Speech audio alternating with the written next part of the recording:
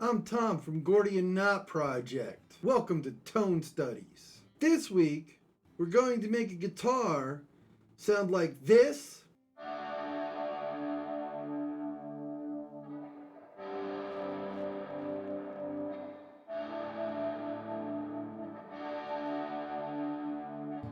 This.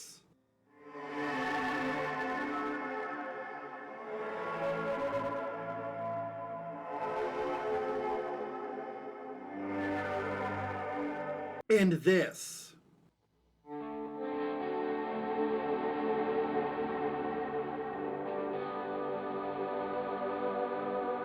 But first, coffee. I love my coffee. The chapters in this week's video are ambient tone. You know I love my definitions. We're gonna define ambient tone. Why use it? Seriously, I'm not explaining that one.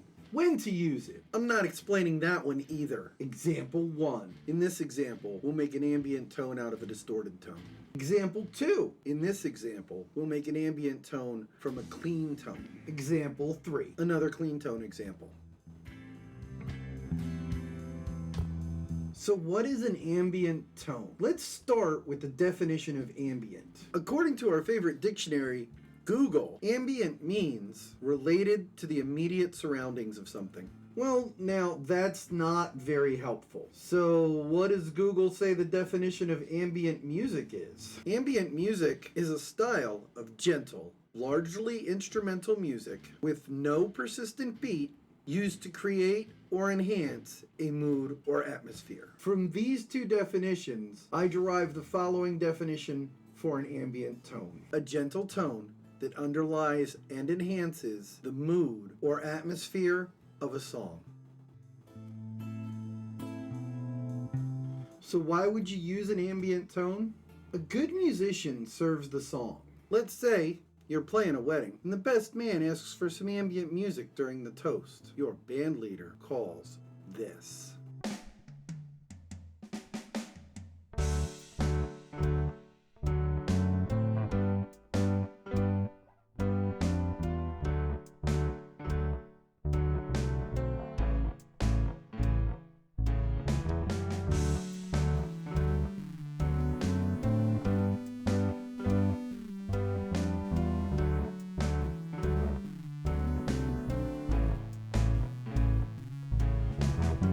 What could you possibly play behind that? You could play the melody. I hope you and the keyboardist both have impeccable timing. You could play along with the rhythm. You've already got 3 instruments playing the same rhythm. Adding a 4th is really gonna make that song sound a lot more driven. You could play some arpeggios. Real easy to get in the way of the melody when you're doing that. So in this case, it's best to just be ambient. So when would you use a tone like this? If you just want to keep the mood going. An ambient guitar tone, much like a synth pad, is just going to add mood to the piece. As you'll see in the examples, you can completely change the mood of a piece by changing its ambience. Another good time to use ambience is on an improvised breakdown. If you're just throwing a breakdown into the middle of the song that's completely improvised, obviously you're going to use the same chord structure the song uses, but you don't know where anybody else is going to go. That's a good time to kick on your ambient patch and just lay back and create mood, at least to start with. You can always turn it off as the breakdown goes on once you've got a feel for where everybody else is. Behind talking. Playing behind someone talking is a good time for an ambient tone. A lot of times the attack can really get in the way of the speakers talking. So using that ambient tone and getting that attack out of there is really going to help you out. You could feed your ambient sound into a looper and create almost like a synth pad without a synth player as well. My cat's playing with her jingle ball. I'm sorry if you can hear that. Example 1, distorted guitar. We're going to start with this guitar tone.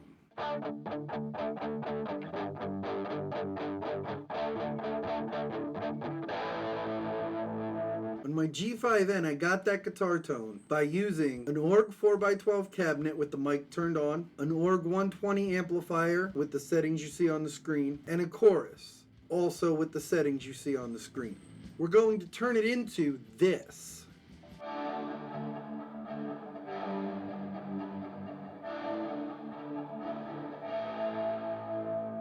We added a slow attack at the beginning just to kill that initial attack on the strings, and we added a plate reverb at the end with 100% mix to take out all the original signal and only leave the reverb. We turned the decay so that it matched the tempo of the song we're going to put it behind. It's roughly 1 measure long. And here is how it sounds in the mix.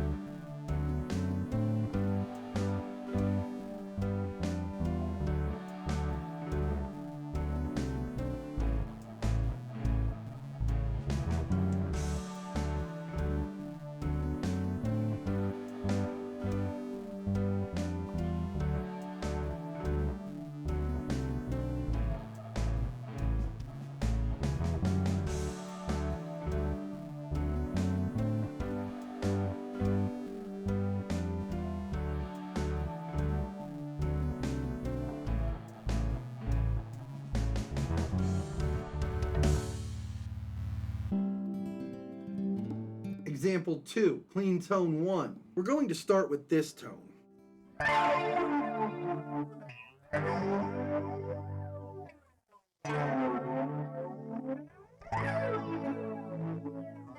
Which I got by putting a Fender MA 2x12 sim on with the mic turned on, a Fender twin reverb amp sim. You can see the settings for all the effects right here on the screen.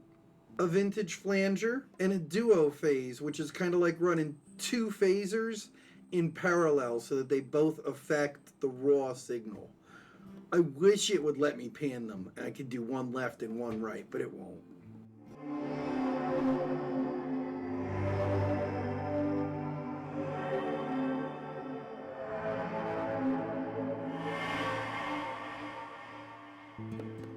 The G5N has this really weird reverb called Space Hole, and all we got to do is set that up right. It's on the screen right here, and then add it to the mix.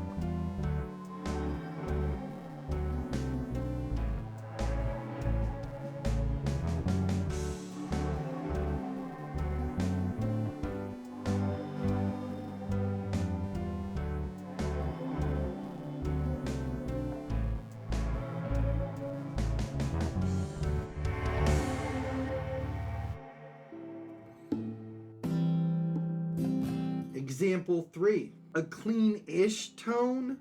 The amp is a little broken up. We started with this sound.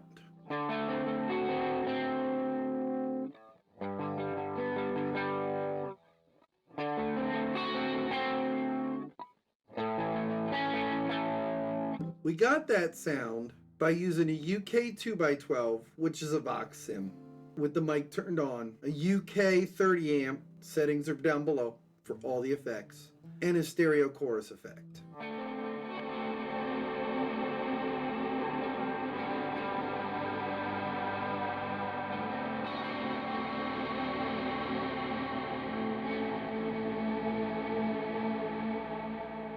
To make it ambient, we added a slow attack again. We use that a lot in our ambient tones. I do anyway. I find it easier than a volume pedal. And a really weird reverb that comes with the G5N called Particle R.